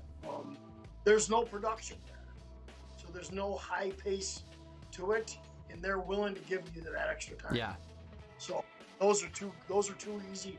They're really easy ways to get in. The gravel pit's going to be a little tougher, but the towns and the municipalities, they got their backhoes, they got the mini excavators, they got other equipment, motors and stuff. You can get into that equipment running that way. Yeah. Then I send a lot of municipalities first. That's awesome. Ryan, if anyone watches Cutting Edge Engineering on YouTube, I do. I freaking love that guy. And Ryan, you can help me by badgering him to be on the podcast. I've reached out to him a couple times, but I think I get buried in the comments. I'm trying to get him on Sweat and Grime because I love what he does. But yes, he has the banana ruler, and the second he pulled that out, I died laughing because I've always referred to things in bananas. And I absolutely he's got a set of calipers, like precision calipers that someone 3D printed that have bananas on them. It's freaking awesome. No. It's so awesome. It's so good. So yes, I love the fact that someone referenced him because I love his channel. Alex, when you're on your first 6 months as an apprentice, how much time do you get using heavy equipment, or are you usually doing labor work? So if you're union, you're not going to be doing a lot of laboring. You're going to be doing a lot of classroom work, and then you're going to be out at the training center spending time on equipment, and then on the job site you're primarily going to be relegated to a roller or an articulated dump truck. That's generally kind of the flow of that until you get some skills under your belt and some seat time, and then they'll start to dabble with some other machines. But like, just accept the fact you're going to be a roller operator for a while, or you're going to be a articulated dump truck guy for a while. It is what it is. That's why I know I'm going to offend some people, heaven forbid. That's why I don't prefer the union apprenticeship as a way to get into this industry. I think everyone should spend time on the shovel and learn and get the education from the groundwork and put in the hard work. This is a hard industry, and you need to earn being here, and then you can move into the machines. So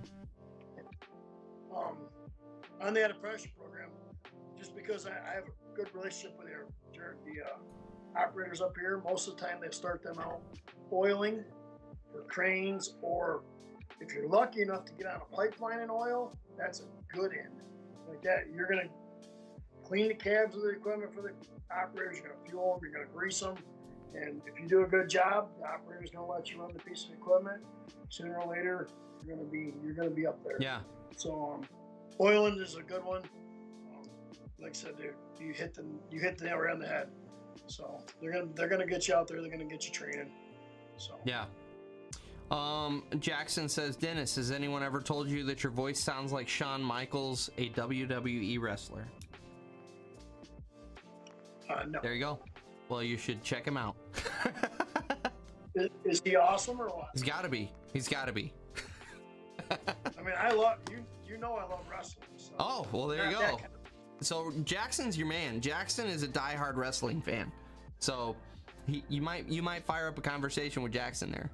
AW, boring as sin. You're sinning wrong. 100% AW. I married a wife that I don't want to offend, so I will 100% agree. I sin. Yes, I'm a very lame sinner.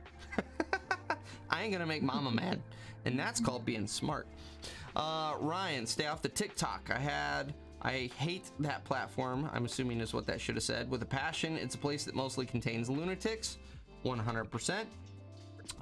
Frank says, a lot of the guys I dig for use robotic survey equipment. Those guys walk several miles a day. Pay is good, but they earn it. 100%.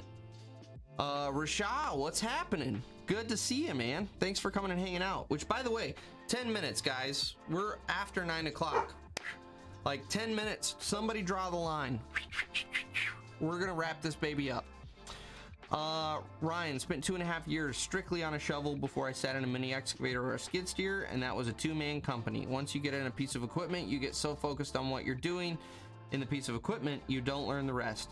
That's it. You don't get the education. That's what most guys don't understand that haven't been through the process of being on the end of a shovel is you don't get the same education in the seat.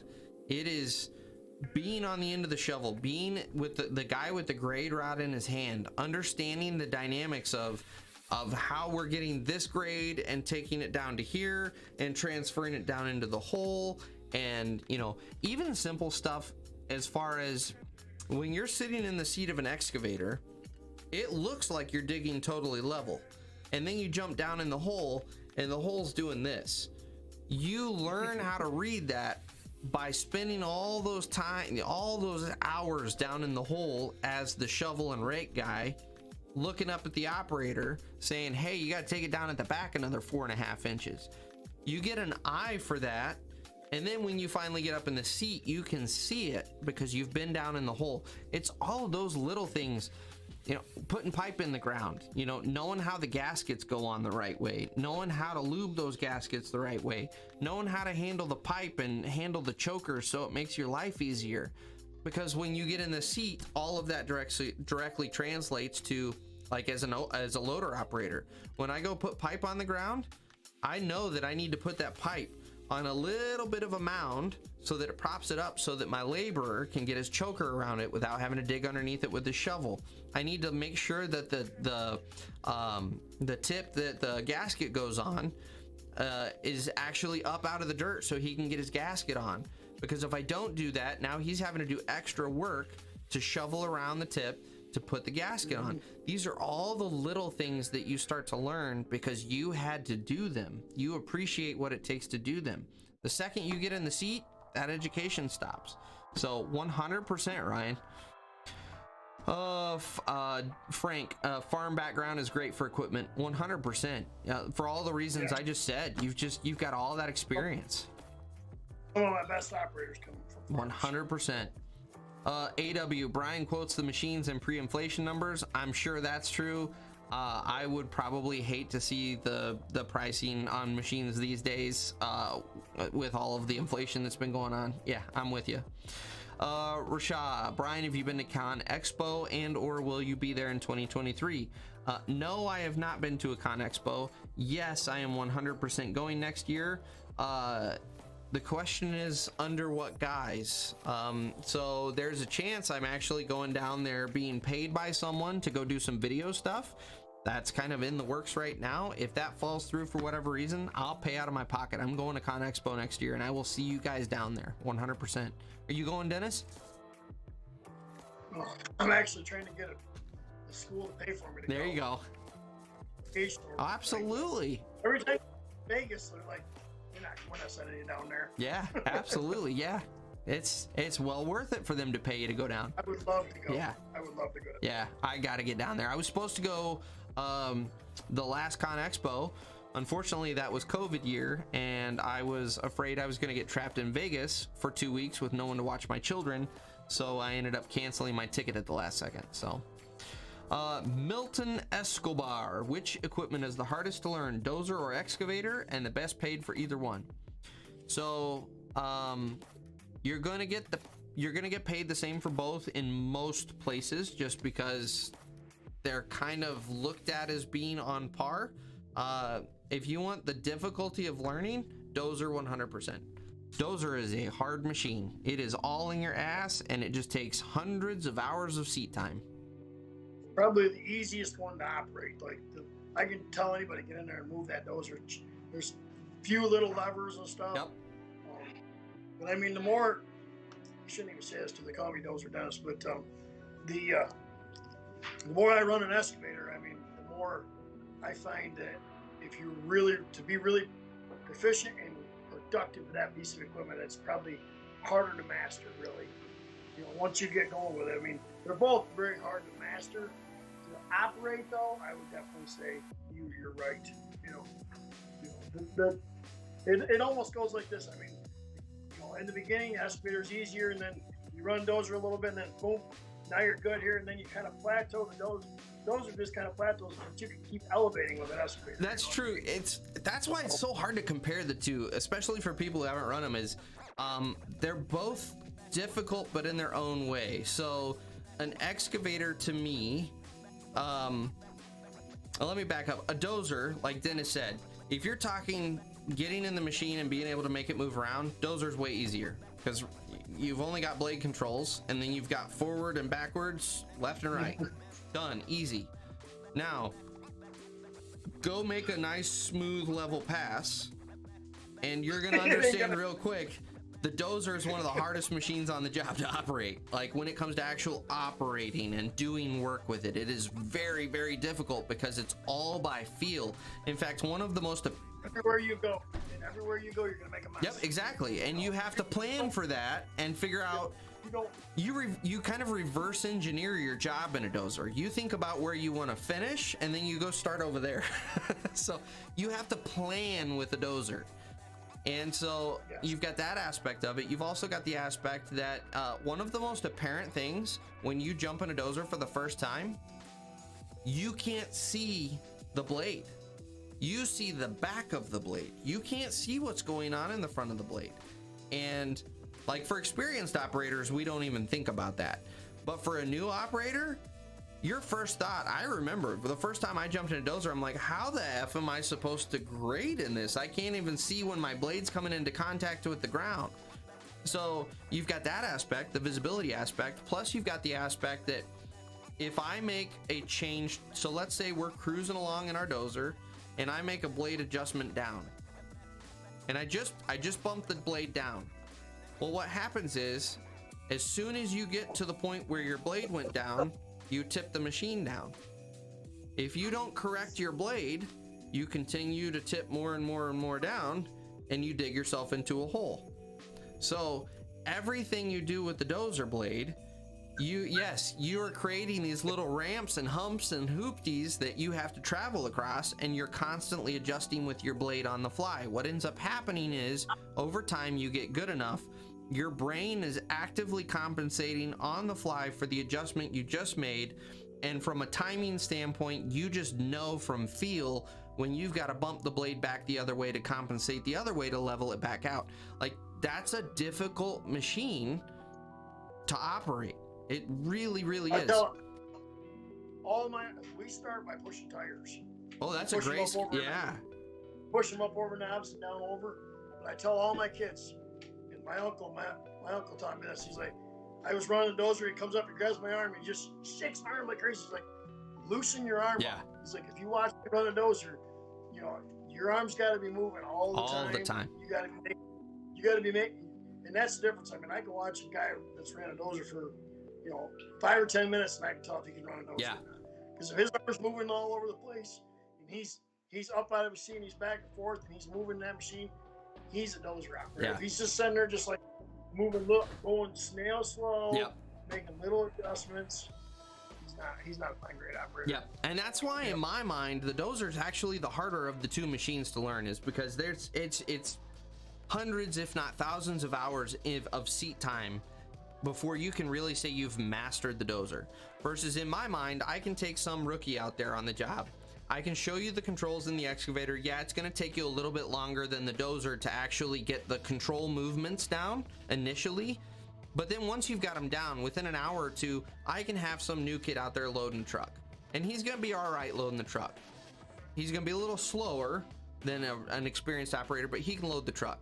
Now, to kind of play into what Dennis was saying earlier, the way the way the Excavator is more difficult is the number of things you can do with an Excavator, the number of ways you can think about using that Excavator, and then the finesse that you need to get to be able to set and pipe is a great example.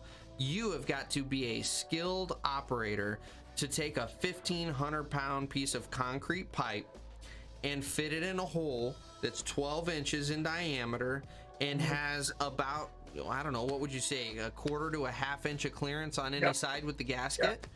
And you've got to be able to finesse that in with the choker to where it doesn't pinch anything, and it just sits and it sets that pipe in place, and then you release it and it stays right where, like, there is a lot of finesse involved in that, and you've got to know how to run that machine. So initially the Excavator's easier, but at the same time, because there's so many different ways you can use it, like, they're just so different, it's hard to say one's totally harder than the other. It's just they're very different machines. I mean, the more, of course, I think it's because I'm getting older and I don't want to bebop around the Dozer. I make my son run the Dozer most of the time, but he's pretty much mastered the Dozer already just because he's had enough seat time. Yeah. It gets you a lot. Yeah. But the excavator, I watched a lot of really good operators that crawl down in the creek, set the rock, and they'll come right back up right out of the creek, and it was like nothing was ever even in there. Yeah.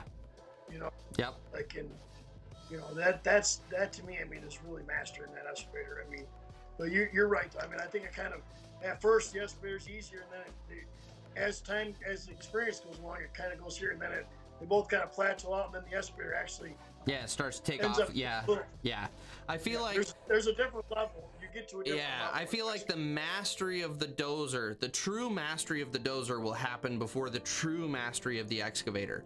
But the initial learning to operate, the excavator is a lot easier than the Dozer. I think that'd be a good way to summarize it.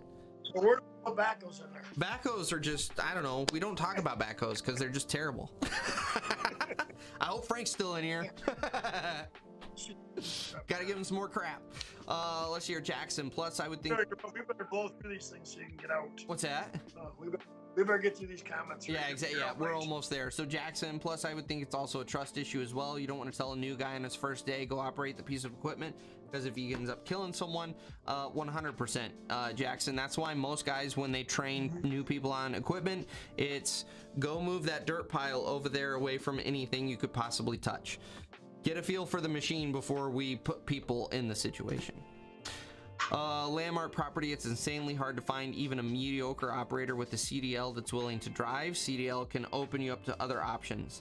Absolutely, it can be a huge door opener, but at the same time, there's a lot of companies that will take advantage of you having a CDL, so you gotta flirt with that line there.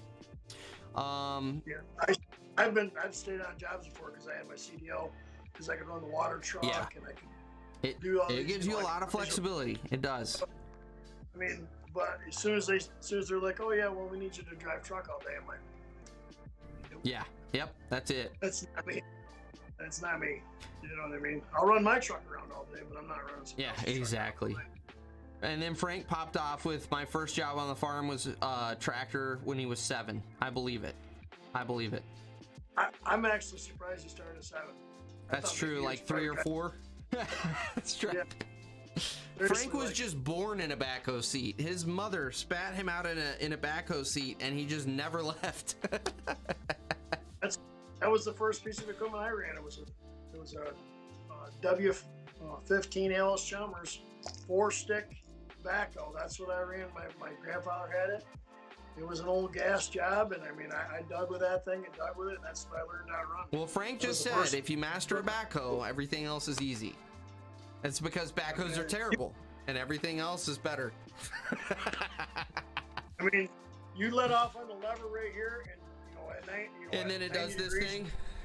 Yeah, it would stop like over. Yeah, I mean, absolutely.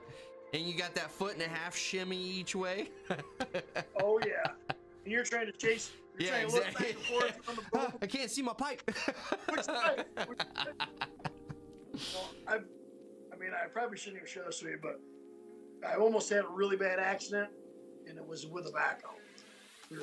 I was popping the sidewalk pieces out, and this guy jumped between me and the backhoe, where I couldn't see him. I was looking on this side, and when I was holding pressure against the wall to pull that concrete out, and that bucket jumped.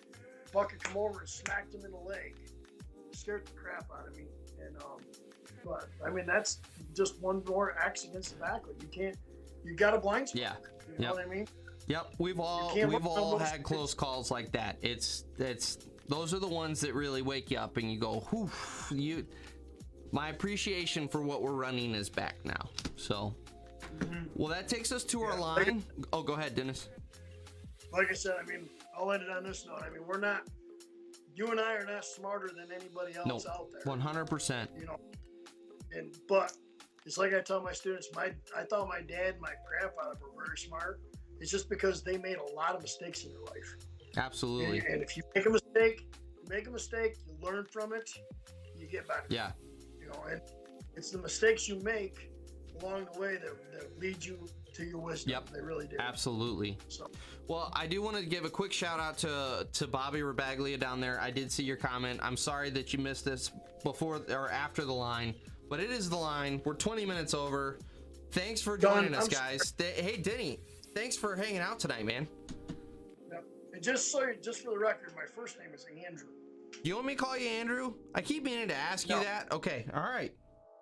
That's fine. You can call me Dozer, Dennis, whatever. I don't care. You tell me. Don't ever trust a person with 2 first names. I don't know. You've taken over the live stream already. Frank said hi to you before me, so. All right. Do you have an Instagram, Dennis? I do. What's your Instagram? Yes. Oh, what is it now? Are you gonna post it in there or no? You don't have to post it. I can post it. Jackson just asked for it. And we might as well promote you, which, by the way, guys, if you don't follow, oh my goodness. I went full redneck there. I'm like in Frank's territory now. If you don't follow Dozer Dennis, so if you don't follow Dennis, go check out Dozer Dennis's channel here on YouTube, and he's about to maybe tell us his Instagram. It's Mr. Dozer Dennis. Mr. Dozer Dennis. There it is. Yep. In the comments, guys. That's the teacher for it. That's the teacher part of it there. There you go. That was my original YouTube name, and then I got rid of the Mr.